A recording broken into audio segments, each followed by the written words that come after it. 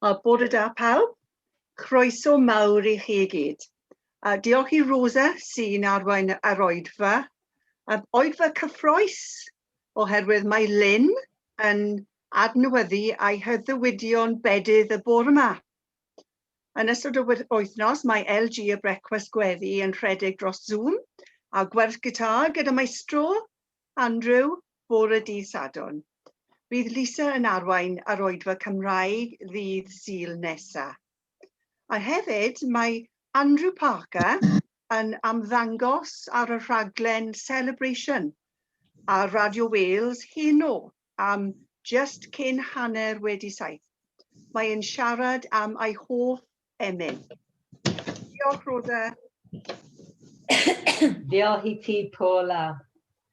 Wel, fel dywedodd Paula, mae'r oedfa heddiw yn un o'r oedfa arbennig iawn am 2 reswm. Yn cyntaf, achos bod Lynn yn adnewyddu ei haddewidion bedydd, ydyn ni'n mynd i wneud hynny mewn munud, ond hefyd, achos heddiw, dyn ni'n dathlu Sul cyntaf y Grawys, the first Sunday of Lent.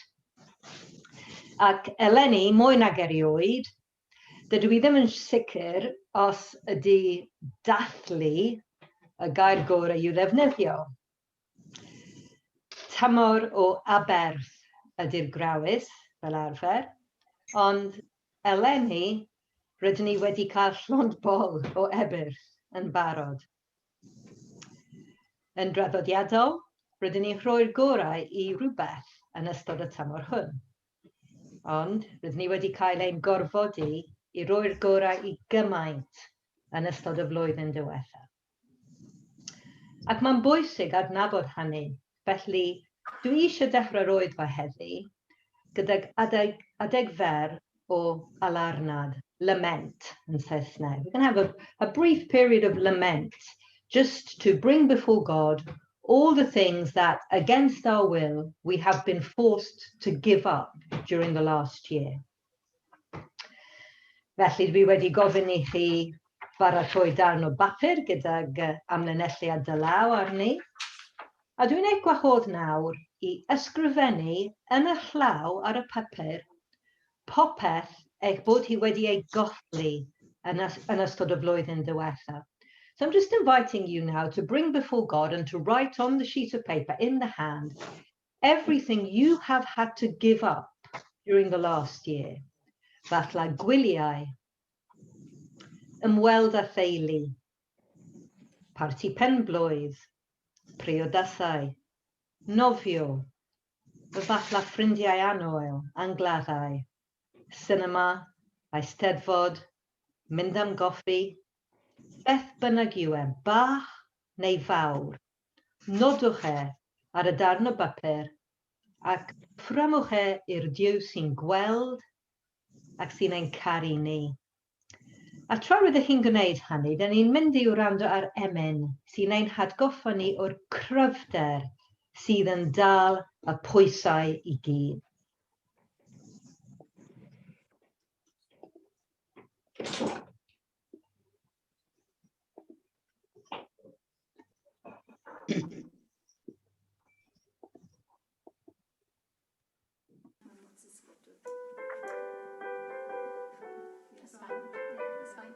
Did you like them? Or you? I've done it, never mind.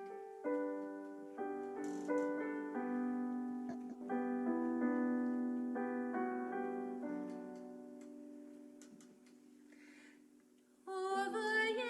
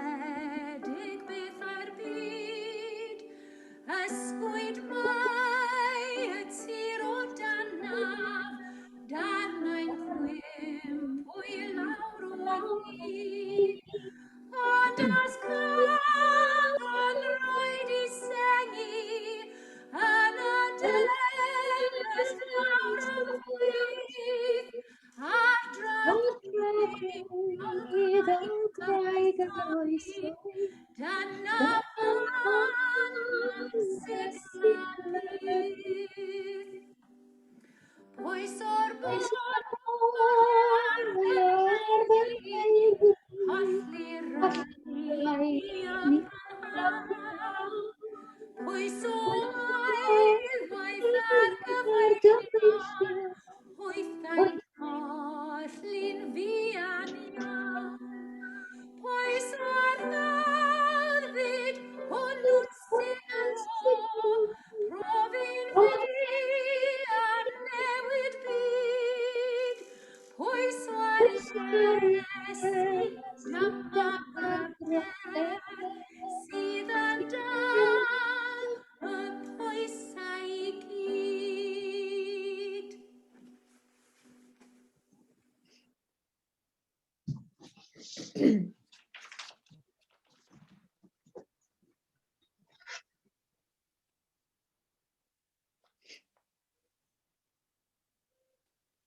Wyt ti ar mute, Rosa?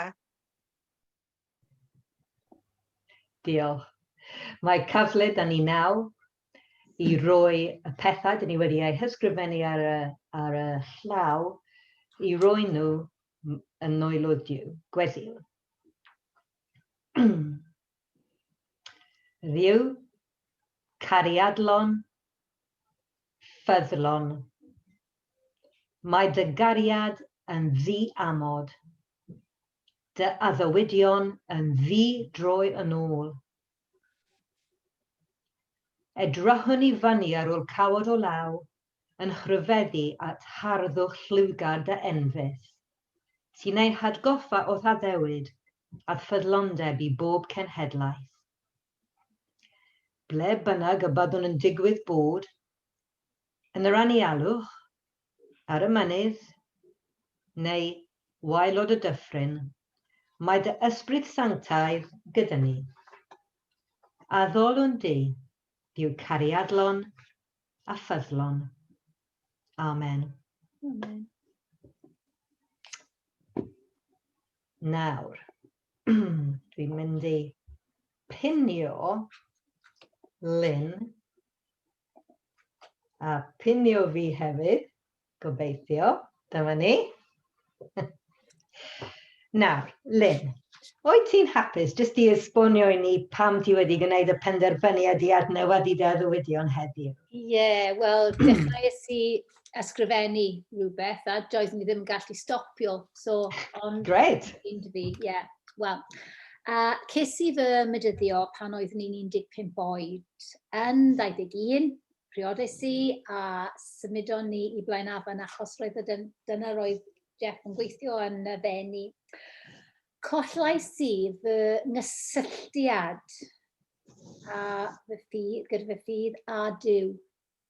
Roedd ni dal yn credu ac aeth y plant I ysgol Sul, ond am nifer o resymau roedd fy ffydd a Duw ar y silff cefn. Blynedd yn ôl, newidiodd popeth a rydych chi gyd yn gwybod sut es I nôl at Dduw yn ystod y blwyddyn diwetha. Mae pethau wedi newid am llawer o bobl am wahanol resymau. Dwi'n teimlo fy mod I wedi newid. Dwi'n hapus yn fy hun, dwi'n fwy hapus yn fy hun, mwy amyneddgar, mwy distaw, mwy bodlon, mwy cyflawn. A dwi'n gwybod bod fy enaid yn fwy tawel. Dwi'n gwybod bod Duw gyda fi ac dwi'n teimlo y wyrgyll Duw o fy ngwmpas. Fe ydy fy ffrind gorau. Mae fe wedi bod gyda fi eleni trwy llawer o bethau ac fe ydy'r reswm fy mod I wedi dod trwyddyn nhw. Ar y dechrau, roedd ni'n teimlo tipyn bach yn wirion yn siarad â Duw. A roedd ni'n meddwl, roedd ni'n siarad Duw ble bynnag. Ond nawr, dwi'n jyst ei derbyn fe a dwi'n siarad â fe am bopeth. Ond dwi eisiau nabod Dyw yn fwy dwfn. Stori bach i chi. Dydd Gwener, rhywbeth to. Roedd ni wedi colli 2 bar o sbectol. Un yn Hi Matthew, yn Ogwr, a un yn ein tŷ ni. So, wrthynais i, a wedes i, oce, Dyw, dwi'n siŵr dy fod ti'n gwybod ble maen nhw. Wel, a mewn 5 munud, da llun i fy ffôn o Harry yn gwisgol fy sbectol, troies i rownd ar un per arall a roedd y sylw. So roedd Wow. Dwi wedi bod yn canu Cit Gan Emyn yr wythnos hon, a dwi ddim yn gwybod pam, achos dwi ddim yn gyfarwydd iawn â emynau Saesneg, achos roedd dad wastad yn canu emynau Cymraeg, felly ces i fy magu yn canu emynau Cymraeg. Ac yr emyn yw, ble mae fe? Turn your eyes upon Jesus. So turn your eyes upon Jesus, look full in his wonderful face, and the things of earth will grow strangely dim in the light of his glory and grace. A dyna sut dwi'n teimlo, dwi'n just teimlo yn fwy cyflawn, a dwi'n... Ac ti'n bod, roedd ni'n ysgrifennu pethau popeth dwi wedi colli, ond dwi'n teimlo, a just wedi meddwl amdano fe nawr, dwi wedi ennill llawer eleni. Mae Jeff a fi yn fwy agos, rydyn ni'n hapus, rydyn ni'n gwneud llawer o bethau gyda'n gilydd. Dwi'n just yn fwy cyfforddus yn fy hunan. So, ac diolch i chi hefyd, achos hebddo chi, byddi ddim yma. Diolch. Wel, diolch, Lynn, am y geriau gonest a just hyfryd yna. Ac mae'n fraint i ni cael di fel aelod o Salem hefyd. Felly, Lynn, daethos yma heddiw i newyddu dy addunedau beddyd mewn ymateb i alwad Crist. Felly, gwahoddaf di i gyffesu dy ffydd ac ail wneud dy addewidion yma nawr, ac fe gawn ninnau hefyd gofio ein haddewidion ninnau yn ein cyfamod â Duw. Lynn, a oed yn cyffesu bod Iesu Grist yn waredwr ac yn arglwydd dy fywyd? Yr un sy'n llenwi dy galon a llawenydd, a'r un sy'n dy alw di gan dy enw, anwyl a charedig ferch. Ydw. A oed yn edfarhau am dy bechodau, am bob tro nad oeddet ti'n derbyn cariad anferth Duw atat. A oed ti'n ymwrthod a phob drygioni ac yn addo drwy ras Duw fod yn ffyddlon i Grist. Ydw. A oed yn addo gwneud pobl Dduw, ni, yn bobl i ti, a bod yn ffyddlon yn cymdeithas ei eglwys ef a'i chyndefaid weddill dy fywyd. Ydw. Felly dwi'n mynd i weddio dros Lynn nawr. Ein tad trigarod, creawdwr a chynaliwr y bydysawd. Diolch i ti am greu a chynnal ein bywydau ni. Clodforwn di am dy waith dirgel yn calon Lynn. A mi ti lefaru wrthi mewn profiadau y tu hwnt i eriau, ac hyd yn oed trwy'r sbectol. Gafael yn ddi a llaw, a'i harwain i fywyd newydd yn Crist. Llawen hawn yn ot o Dduw, o weld Lynn yn ei chyflwyno ei hun i ti heddiw. Gosod dy law ar ni nawr, a'i hawlio yn eiddo llwyr i ti. Cynnal a nerth â hi i dyfu mewn gras a ffyddlondeb. A bwyd i ysbryd y gwirionedd drigo yn ei chalon. Arwain hi yn dy wirionedd di. Cyfwythoga ei phrofiad a chryfha ei ffydd. Maddau ei ninnau i gyd ein pechodau. Pur a holl fwriadau a gweithredoedd ein bywyd.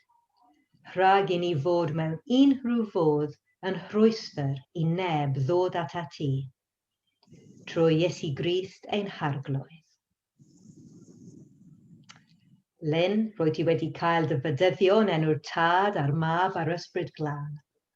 Nawr, bydded i'r arglwydd dy fendithio a'r gadw. Bydded i'r arglwydd lywyrchu ei wyneb arnat a bod yn drigarog wrthyt.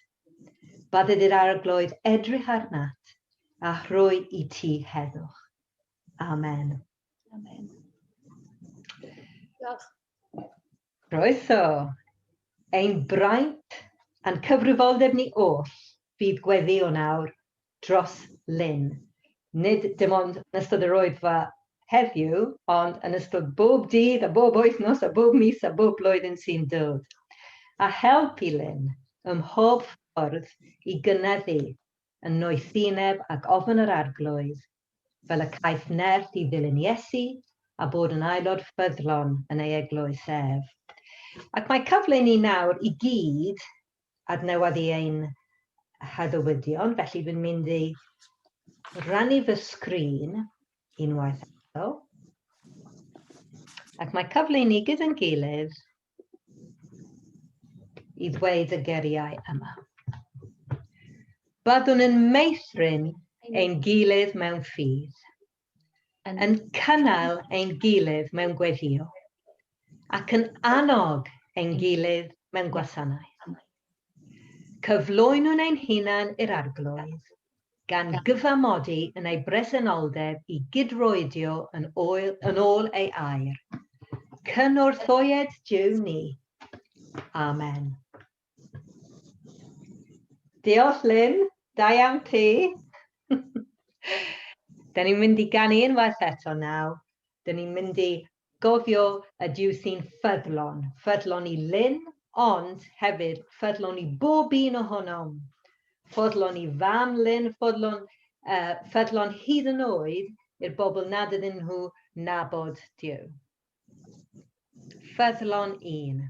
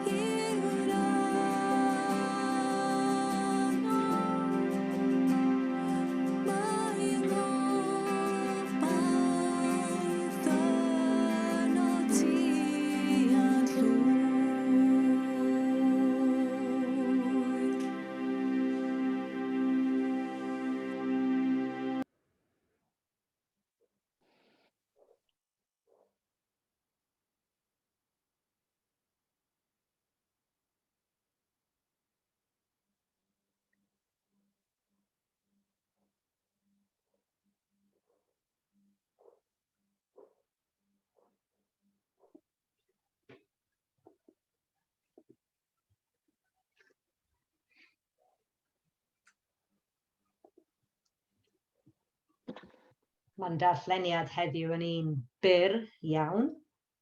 Felly, gad i ni baratoi ein hunan gan edrych ar y llun ar y sgrin. Mae'n mynd yn dda iawn gyda Beth dywedodd Lynn heddiw, achos llun o'r Afon Iorddonen ydy hi. Llun o bobl heddiw sy'n mynd i cael ei bydyddio yn Afon yr Iorddonen, in the Jordan River. People being baptised in the Jordan River. Ac dwi'n eich gwahodd i ddychmygu ei hunan yn y llun. I invite you to imagine yourself in that picture. Ydy hi'n boeth neu yn oer? Beth ydych chi'n gweld? Beth ydych chi'n clywed? Ydy hi un o'r bobl yn yr afon sydd wedi cael ei bydyddio yn barod? Ydych chi'n aros i fynd i mewn y dŵr? Neu falle ydych chi un o'r bobl sy'n sefyll ar y lan gyda camera? Nawr, os ydych chi'n fodlon, caiwch eich llygad a gwrando ar y darlleniad.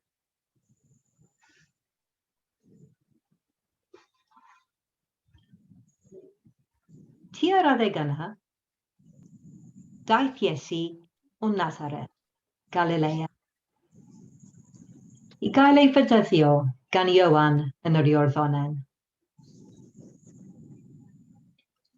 Yr eiliad y daeth Iesu allan o'r dŵr, gwelodd yr awyr yn rhwygo'n agored, a'r ysbryd glân yn disgyn arno fel colomen. A dyma lais o'r nefoedd yn dweud, ti ydi fy mab annwyl.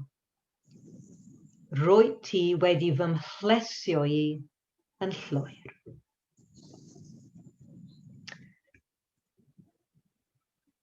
Nawr, agorwch eich llygad ac edrychwch unwaith eto ar y llun ar y sgrin. Ac unwaith eto, dychmygwch eich hunan yno.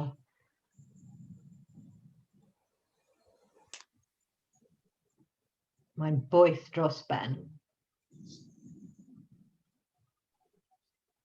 Efallai ydych chi'n gallu teimlo y tywod sy'n llosgi o dan dy groen.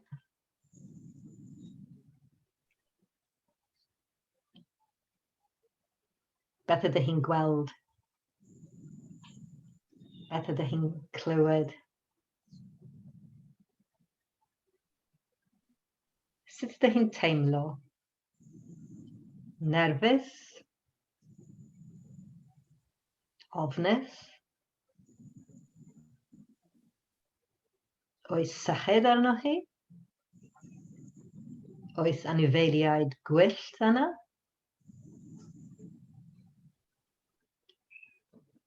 Ac nawr unwaith eto, caiwch eich llygad, a dwi'n mynd i darllen ail ran y darlleniad.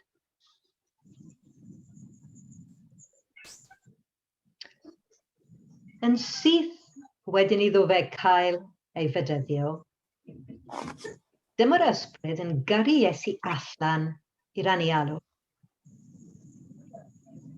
Arhosodd yno am 40 diwrnod, yn cael ei demptio gan Satan.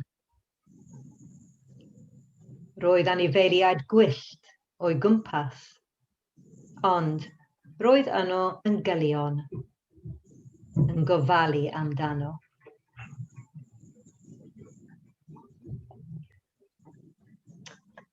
Iawn, dwi'n eich gwahodd i ddod yn ôl atom nawr. Ac os ydych chi am rannu rhyw ymateb o cawsoch i'r darlleniad yna, plis rowch chi yn y chat neu ar y WhatsApp ar ôl yr oedfa. Dwi'n cofio pan oedd ein mab cynta Josh yn ifanc yn paratoi am fynd am wyliau cerdded a gwersylla fel teulu. Cafodd Francis a fi teithio enfawr bob un. A dechreuais i gan roi popeth angenreidiol ar y gwely mwyn pacio. Pabell wrth gwrs, dillad, cwca bach, cylinder nwy, matches, cywannau, bwyd babi, llwy, allylyffyr, te, coffi, tegell bach, llaeth, bwyd, tegannau, torch, cotiau glaw rhag ofn, hetiau hael rhag ofn, eli hael, sgarffiau, llyfrau, sgidiau cerdded, sachau cysgu, pyjamas. In y diwedd, roedd rhaid i ni fod yn realistig. Roedd hi'n amhosib i wneud y daith gan gario hynny i gyd ar ein hysgwyddau ni, heb sôn am gario Josh fach hefyd. Roedd rhaid i ni ddewis rhwng cymryd llawer llai a gwneud y daith wreiddiol, yr oeddwn ni wedi ei cynllunio, neu fynd yn y car. A penderfynon ni fynd yn y car. Nawr, pan dyn ni'n ymateb galwad Iesu i'w ddilyn, rydyn ni'n cario cymaint o bethau ar ein hysgwyddau ni. Rydyn ni'n cario creithiau ein gorffennol. We carry the scars of our past when we start following Jesus. Rydyn ni'n cario ein hunanoldeb a'n pechod. We carry our selfishness and our sin. Rydyn ni'n cario ein gobeithion a'n hofnau i'r dyfodol. And we carry our hopes and our fears for the future. And we don't usually realize how much we are carrying on our backs as we start that journey of following Jesus. Ond, mae'r baich yna. Ac fel y teulu bachant yn gobeithio mynd am wyliau cerdded a gwersylla, dydy hi ddim yn bosib i ni ddilyn Iesu gan gario'r beichiau yna i gyd. Maen nhw'n rhy drwm i'r antur mae Iesu'n ein gwahodd i'w cherdded yn ei gwmnïau. Mae rhaid i ninnau ddewis rhwng dilyn Iesu mewn rhyddid neu barhau a hario'r beichiau yna a gwrthod y gwahoddiad i'r daith. We too have to choose between following Jesus in all freedom or holding on to our burdens and refusing the invitation to the journey. But it's hard. Mae'n anodd cael gwared o'r beichiau yma. Hyd yn oed os dyn ni eisiau wneud e. Felly, mae'r eglwys trwy blynyddoedd wedi cadw cyfnod y grawys bob blwyddyn, fel amser ble dyn ni'n gallu dysgu cael gwared o'n beichiau a theithio yn fwy ysgafn. Lent is that period every year where the church is reminded of the need to get rid of our burdens and follow Jesus more lightly in a more unburdened way. Meddyliwn yn ôl i daith wersylla teulu Hunt am funud. Pam oeddwn ni am gymryd cymaint o stwff tybed? Why do you think I felt I needed to take so much stuff on our camping holiday? Oherwydd roeddwn ni'n poeni am beth gallai digwydd. Roedden ni, fi a Francis fel rhieni yn gyfrifol am bopeth. Ac felly roedd rhaid i ni baratoi bob digwyddiad posibl, i bob tywydd posibl. Nawr, dychmygwch am funud, taswn ni wedi gofyn i Josh, 1 flwydd oed, i bacio ei fag ei hun, beth fathau wedi bacio? Ei dedi, siwr o fod, a'r biga bach a aeth gyda fe am hobman, a dyma cwbl. Fasai Josh ddim yn poeni am dillad a bwyd ac ati. Pam? Josh wouldn't have worried about taking food or clothes, achos ei fod yn gwybod taw problem mam a dad yw hynny. Roedd e'n gallu ymddiried anddynt i'w gadw yn saff yn gynnar. A dyma'r fath o daith y mae Iesu'n ein galw ni arni. Mae Iesu'n dweud wrthym, peidiwch â hario eich beichiau. o boen ddwy, hunanoldeb a phechod heddiw, ac ofn y fori. Rydych chi'n gallu rhoi'r gorau iddynt, am fod yw'n ei caru hi cymaint.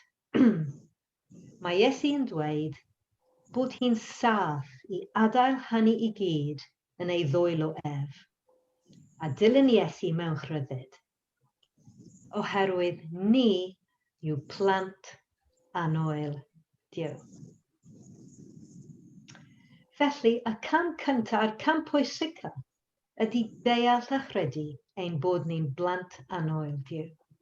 The first and the most important step in lightening our burdens in following Jesus is to understand and believe that you and I are God's beloved children. Dyma beth sy'n rhoi'r nerth i ni, i gael gwared o'n beichiau i gyd, o'n pechod, a'n hofnau sy'n ein rhwystro ni rhag bywyd rhydd, bywyd disgybl Iesu. Ac mae hyn yn dod â ni yn ôl i ran gyntaf ein darlleniad heddiw. Pan bod Iesu yn dod mas o'r afon, mae'r ysbryd glân yn disgyn arno fel colomen, ac mae'n clywed lais o'r nefoedd yn dweud, ti ydi fy mab anoel. Rwy ti wedi fy mhlesio i yn llwyr. Mae Iesu wedi gwneud y penderfyniad o ddechrau ei weinidogaeth gyhoeddus. Ac mwyn gwneud hyn, mae rhaid iddo fe othlon cymaint o bethau. Jesus is on the verge of starting his public ministry, and in order to do so, he has to lay down, he has to give up so many things. Ei fywyd gartref gyda'i fam, ei swydd fel saer, y sicrwydd o fyw dan do mewn tŷ, ac efallai'r gobeithion cyffredin o bob dyn o briodi a bod yn dad ei hun, o fynd yn hen, o weld ei wyrion. Mae rhaid iddo fe gael gwared o'i ofnau am y dyfodol os ydy e'n mynd i ufuddhau ei dad a mynd yn ffyddlon i'r groes. Ac mae hyn i gyd mor anodd i'w wneud. Felly, mae Duw yn dweud wrtho y geriau y mae angen arno ei clywed os ydy e am gael gwared o'i feichiau a dibynnu yn llwyr am ei dad. God says to him at the beginning of his public ministry the words that Jesus needs to hear if he has to have the courage and confidence to lay down all these burdens. You are my beloved son, in whom I am well pleased. Ti ydi fy mab anoel i. Rwy ti wedi fy mhlesio i yn llwyr. Dyma ffynhonnell nerth Iesu. A'i allu i gael gwared o popeth sy'n ei rwystro rhag ufuddhau Duw. Y gwybodaeth ei fod yn anoel fab Duw.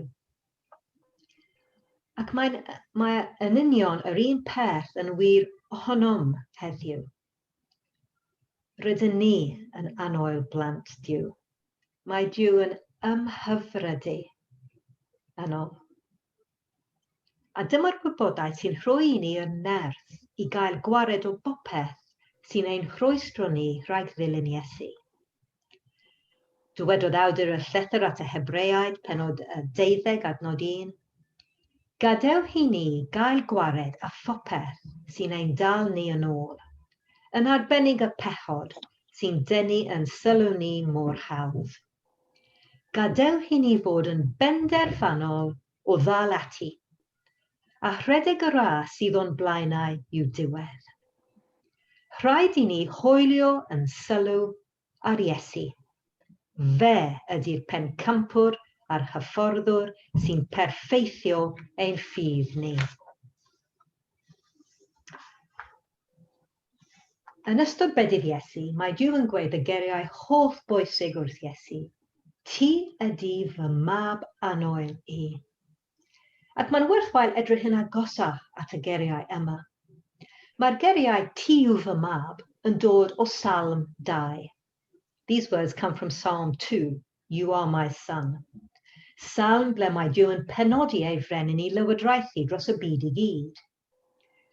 Ond dydy'r cenhedloedd ddim yn derbyn awdurdod mab Duw. Mae'r Salm yn dweud hyn. Mae brenhinoedd daearol yn gwneud safiad, a'r llywodraethwyr yn dod at ei gilydd i ymladd yn erbyn yr arglwydd a'r un mae wedi ddewis y brenin. Ond dyma ymateb Duw. Mae'r un sydd ar ei orsedd yn y nefoedd yn chwerthin. Wedyn, mae'n ei dychryn am ei fod mor ffyrnig, ac yn dweud wrthyn nhw yn ddig. Dwi wedi gosod fy mrenin yn Ddeon, fy mynydd cysegredig. Gadewch i mi ddweud beth mae'r arglwydd wedi ei datgan. Dywedod wrtho i. Ti ydy fy mab i. You are my son. Heddiw des i yn dad i ti. Today I have become your father. Dim ond i ti ofyn cei etifeddu yr cenhedloedd. Felly dyma cyd-destun geriau Duw, ti yw fy mab. Mae Duw yn adnabod Iesu fel y brenin a oedd yn mynd i ddod. Ond pa fath o frenin? Ac efallai bod ail ran geriau Duw yn rhoi clw i ni. Mae'n dweud wrth Iesu, rwy ti wedi fy mhlesio i yn llwyr, neu yn y fersiwn Beibl Cymraeg newydd, yno ti yr oedd yn ymhyfrydu. I delight in you. Cyfeiriad yw hyn at Eseia pennod 42, ble mae Duw yn disgrifio ei was anoel gan ddweud, this is a reference to Isaiah 42, where God described his beloved servant by saying the same words. Dyma fy ngwas, yr oedd yn ei ganal, fy etholedig, yr oedd yn ymhyfrydu anddo. Rhof fy ysbryd iddo, a bydd yn dysgu cyfiawnder i'r cenhedloedd. Fydd e ddim yn gweiddi a chodi ei lais, nac yn gadael i neb glywed ei lais ar y strydoedd.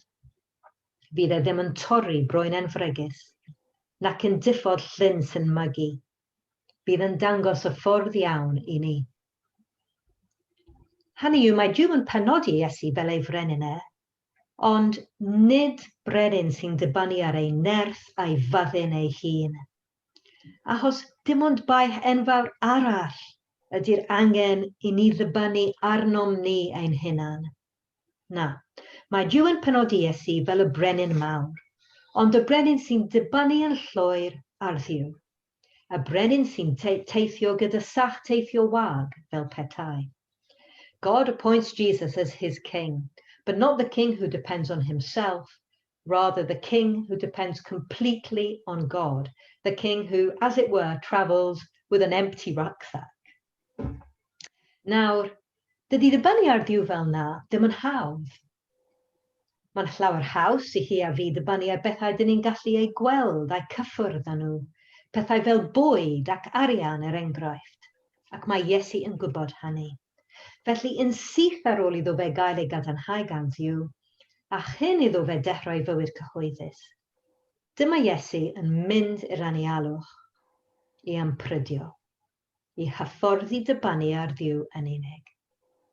Jesus knows it's not going to be easy to depend wholly on God, so he gives himself a training period. He goes into the desert to fast. And by learning not to depend on food, he is training himself to depend completely on God.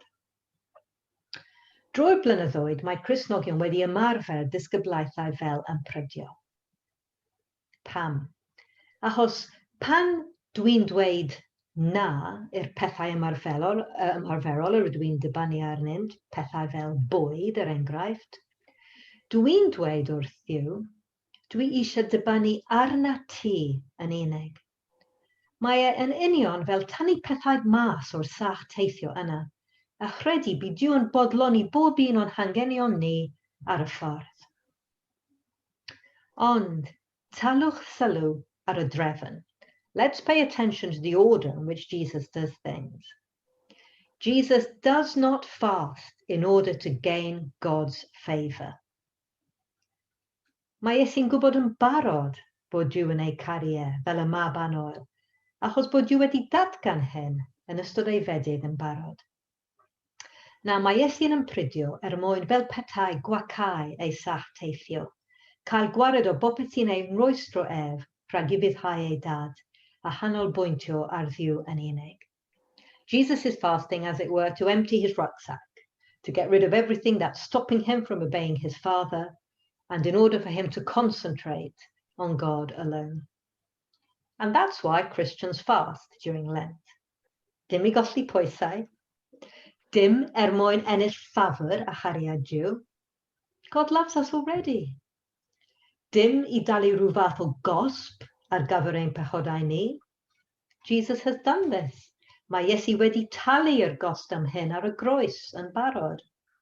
Na, rydyn ni'n ympridio mwyn atgoffa ein hunain taw nid ar fara yn unig y bydd rhywun fyw, ond ar bob gair sy'n dod allan o enau Duw.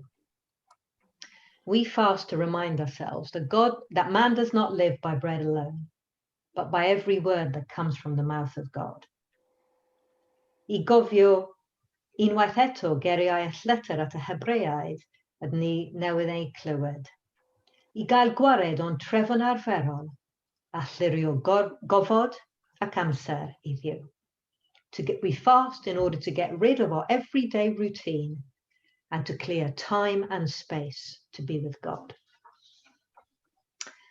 Felly, anwyl blant Dduw, fel rhan o'ch taith chi fel disgyblion Iesu'r grawys yma, os hoffech chi fod yn rhydd o'r beichiau o boeni am y gorffennol a'r dyfodol, os hoffech chi fod yn rhydd I ddilyn Iesu o'r ddifri, beth am drio ympridio o dro I dro. So Lent is always an invitation to us to fast. Dwi'n awgrymu hi ddechrau gan dewis y fath o ympridio da hi am wneud. There's lots of different types of fasts. Rhag fwyd, neu alcohol, neu neu goffi, neu Facebook, neu beth bynnag. Gallai fod am awr, bob dydd, neu am ddydd bob wythnos, neu just fel one-off. Y cymhelliad ydy'r peth holl bwysig yma. It's our motive that matters when we fast. Peidiw hamddewis rhywbeth ydych chi eisiau gwneud beth bynnag. Don't choose something you want to do anyway, like stopping eating chocolate because you want to lose weight. Peidiw hamddewis rhywbeth y dala chi o wneud yn barod, fel stopio cario clecs. Don't do something you should already be doing or not be doing, like gossiping.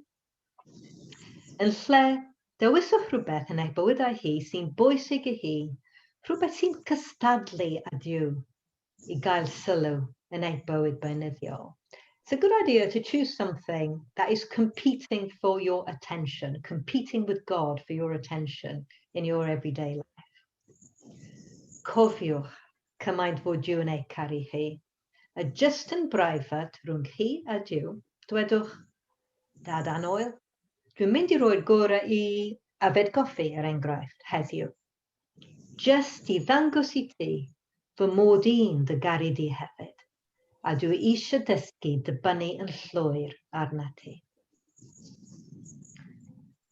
Just un gair o rybydd. Os does dim iechyd da ti, please peidiwch ag ympridio. Ac os da chi'n dioddef o'r bryder hefyd, dydy ddim yn syniad da o ympridio. Pan dyn ni'n ymarfer ympridio fel hyn, mae'n dod yn haws I ni adael ein beichiau I gyd yn nwyl o Duw, a pharhau ar y daith o ddilyn Iesu. Nawr, os da chi'n hoff o bêl-droed, dim ond un ystyr sydd gyda'r geriau Hand of God I hi, sef Diego Maradona yn chwarae yn erbyn Loegr, yn Cwpan y Byd 1986. Ond, mewn gwirionedd, mae sawl cerfluniad bwerus iawn o'r enw Hand of God. A dwi'n dangos rhai ohonynt ar y sgrin nawr. Ac yn y tawelwch, mae cyfle I bob un ohonom ollwng beth bynnag sy'n ein poeni ni yn nwyl o Duw. Mwyn gallu teithio yn rhydd ac yn ffyddlon ar yr antur o ddilyn Iesu. whether or not you choose to fast, and fasting is not suitable for everyone, I will invite you just to do this exercise now. We'll just have a moment of silence. And in the silence, I invite you to look at these sculptures on the screen. They're all famous sculptures, and they're all called Hand of God. And just choose one which you love and which speaks to you. And in the silence, just offer God everything that you're carrying in that heavy rucksack of yours. Your worries about the future, the pain of the present, and the scars of the past. And just put them all in God's big and loving and capable hands, just in a moment of silence.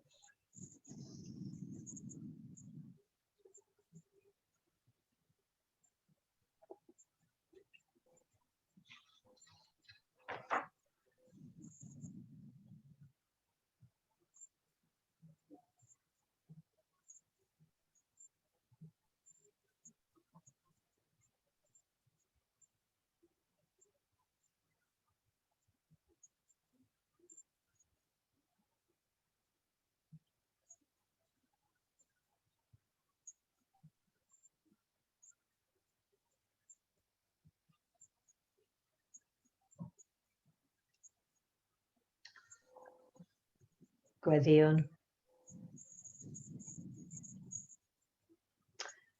Anol arglwydd Iesu, cerddais di o'r dŵr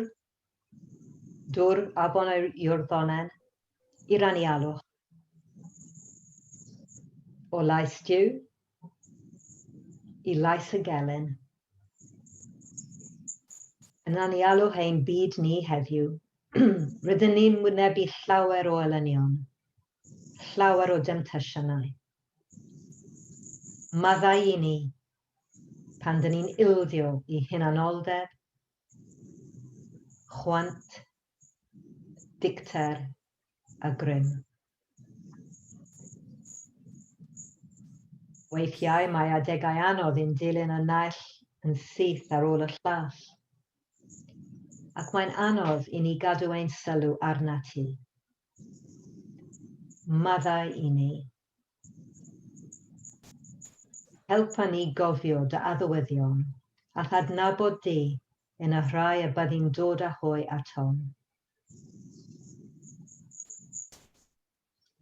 Maddau I ni pan fydd ein meddyliau yn methu canolbwyntio arna ti a thair di.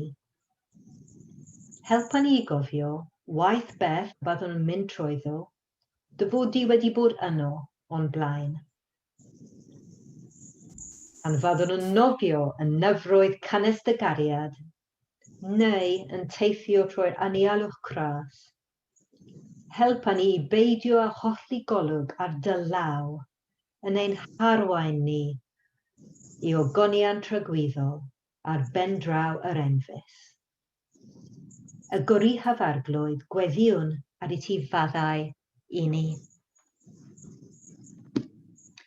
Arglwydd Iesu Grist, aeth ost o'r dŵr i'r diffeithwch, i'r dioddefaint ar y groes.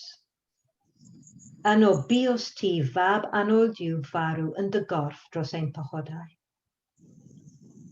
Trwy dy waed cawn ein golchi yn lan o'n holl eogroedd. Y gallwn fynd I bresenoldeb Diw, gyda'r hwn yr oed ti yn awr yn eistedd wedi cael dy atgyfodi yn yr ysbryd. Mae'r holl angylion, y grymoedd a'r awdurdodau I gyd yn plygu o'r flaen. Oedd herwydd di cawn faddeuant. Mawl fo I ti ein harglwydd yn gwaredwr. Diolchwn I ti, arglwydd ffon, am dy amynedd, dy ddarpariaeth a ddall. Am dy dynerwch, dy ymdiriadaeth a fuddugoliaeth. Am dy sicrwydd ath nerth, am dy drigaredd a dwythineb. Diolchwn I ti arglwydd, dy fod trwy dy ras a drigaredd, bendithion ffydd, a chyfamod dy gariad yn ein cyflenwi, ein dysgu a'n harwain, wrth I ni deithio'r byd heddiw, gan gofio bob amser am dy gariad cadarn trwy Iesu Grist a dysgod ni I weddio a dweud, ein tad, yr hwnnwyt yn y nefoedd, sancteiddiau dy enw, deled dy dernas, gwneler dy wythlis, megis yn y nef, felly ar y ddau ar hefyd. Dy ro i ni heddiw ein barabeinyddiol, a maddau i ni ein dyledion, fel y maddeu ninnau un dyledwyr, ac nac arwain ni brofedigaeth, eithir gwared ni rhag drwg. Canis aiddo tir dernas, a'r ner, a'r gogoniant, yn oes oes oedd. Amen.